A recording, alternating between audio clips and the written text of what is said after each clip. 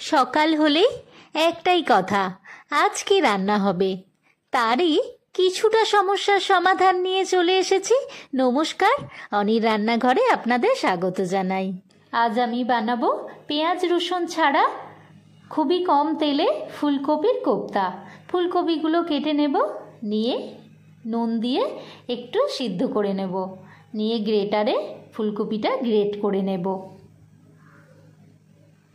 Great করে নিয়ে একটা সিদ্ধ করা আলু, একটু বেসন, একটু নুন, লঙ্কা গুঁড়ো, একটু হলুদ গুঁড়ো, একটু গরম মশলা দিয়ে ভালো করে মিশিয়ে নিয়ে কোপ্তার আকারে গড়ে নেব।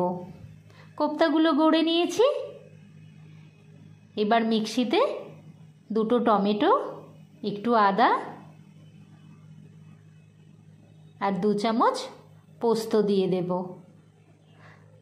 এবার কোপ্তাটা ভেজে তুলে নিয়েছি। তেলের মধ্যে তেজপাতা, গোটা জিরে দেব। একটু ভাজা হয়ে গেলে বেটে রাখা মশলাটা দিয়ে দেব। ভালো করে কষে নেব।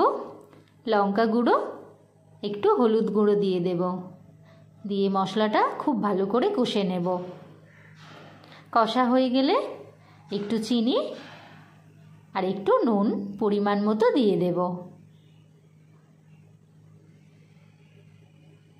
এবার একটু জল দিয়ে দেব, দিয়ে নাড়াচাড়া করে ফুটে উঠলে কোপ্তাগুলো দিয়ে দেব।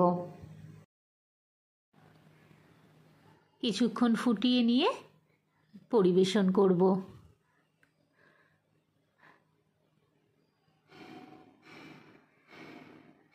গরম ভাতের সাথে পরিবেশন করব। এই রকম ঘরে থাকা উপকরণ দিয়ে একদম সহজ রান্না দেখতে চ্যানেলটি সাবস্ক্রাইব করে দেবেন। সবাই ভালো থাকবেন, শরীরের যত্ন নেবেন। দেখা হবে পরের একটি রান্নায়।